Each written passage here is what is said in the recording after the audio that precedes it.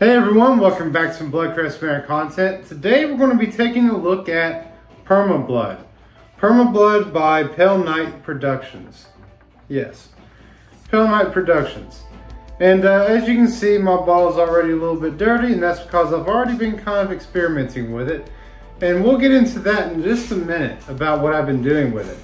But first, we're going to be taking a look at what I bought it to be used for originally, which is the enhancement of normal latex mask. The hat does not come with the mask. But I thought it looked really good with them. But for the sake of the video, we'll have them separate. Now this is a really cool mask that you can buy from Spirit Halloween. I'm sure they'll be having it again this year. They had it last year for 2023. But I was just really impressed with this mask, particularly from Spirit. Sometimes Spirit masks can be a little out there, but sometimes they really hit the mark, and this is a really cool mask. Now, the only thing about the mask that is lacking is the flesh around the mouth and the eyes here. As you can see, it's just not really well colored, and so it's not really well textured. Please excuse the sound of the rain. I'm doing this on a rainy day, which kind of fits the theme. But anyway, so what I'm going to be doing here is I'm going to be taking some of this Perma Blood here, and I'm going to be kind of just going through with a small sponge brush here. I'm basically just going to be going through though and adding some of this along the way. And I'm really going to hopefully help flesh it out a lot. So I think this will greatly improve hiding the eye slits. And I think it will also greatly improve just the contrast here from the skin tone from the burlap.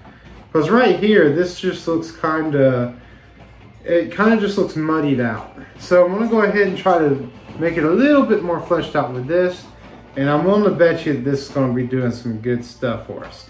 But alright everyone, so without further ado, let's go ahead and get it done.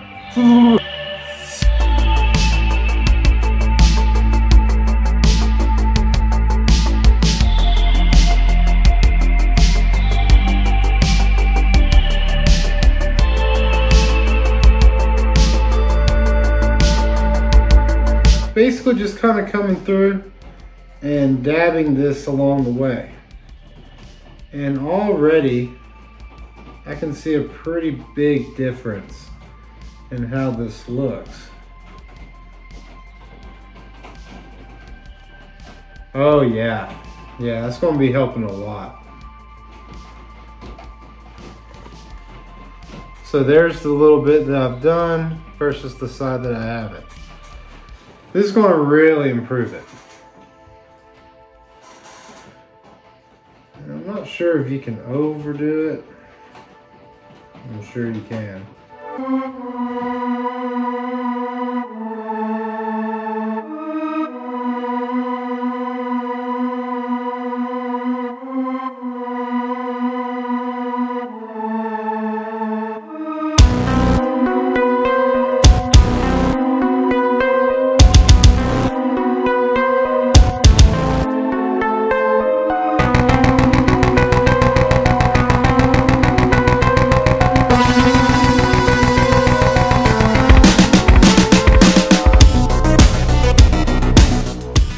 Trying to leave the eyes, eyelids, and the teeth all alone. I don't necessarily want the teeth bloodied to where I can't see it anymore. I kind of really like the definition of the teeth as they are. And as you can kind of see already, this is greatly improving how it looks. Now the issue with doing this with like an acrylic paint is that the acrylic paint is going to crack without question. And there's really nothing you can do to stop that on a latex mask like this. So the only real way you have to paint something like this is you can either A, make your own blood paint, or B, you can buy this stuff. And after you make your own, and all the effort, it's just better to do it this way. And so far, as you can see, some spots look like they need a little bit of loving, a little bit more than I already gave it. But for the most part, just a little bit will do you. And I got the 16 ounce bottle of it, which I would say is probably more than I'm going to be needing for a long time. I bought it not knowing how much I would want to use and where I would be using it, but so far I'm very happy with it. Let's go ahead and get this finished up, and then we can see a full review once it's dried up and we have a good sense of what it will look like.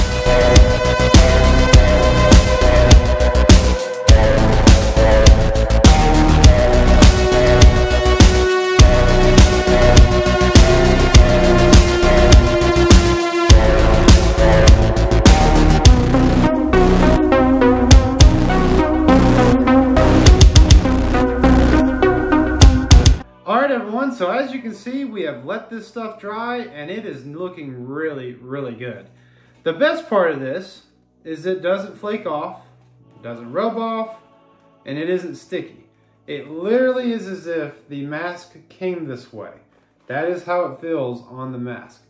So it has really, really improved this mask from that really bland, muddied out flesh tone that they had, and it's really brought out what's going on here. This mask, the intent is like a person that was put into a scarecrow suit and now they're like zombified walking around. Or demonic scarecrow, you can go either way with it. But with that being said, this sells the image much better. And it is all thanks to our friends at Pale Knight Productions Perma Blood.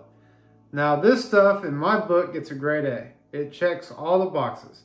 It's durable, it isn't sticky, it goes on very simply and easily, and it doesn't come off. So with that being said, this bottle, 16 ounces, is $27. I know that is a little bit pricey, but with that being said, if you wanted to make your own, you're probably not going to be too far off from this cost, with the exception of you might have a little bit more. And if you make a mistake, now it's all garbage. So with that being said, I'm really a big fan of Perma Blood, and I'll probably be using it in a bunch of other pieces and items. And just to show you how good the stuff is, this is the paper towel that I put it on, basically just dabbing it out so that way I didn't have too much. But as you can see, even on paper, it has dried really well, and it is very durable. That just kind of wrinkles with the paper and doesn't flake off, it doesn't scratch off, even here on paper. So that is a really, really cool deal. It just kind of goes to show you how durable this stuff can be. But with that being said, using it on latex mask is going to be the highlight. Now, I've only used about this much. So very, very little was used to make this mask look this way. And the work I did in the kitchen over at the haunt, making that meat curtain door, or meat locker curtain, whatever you want to call it.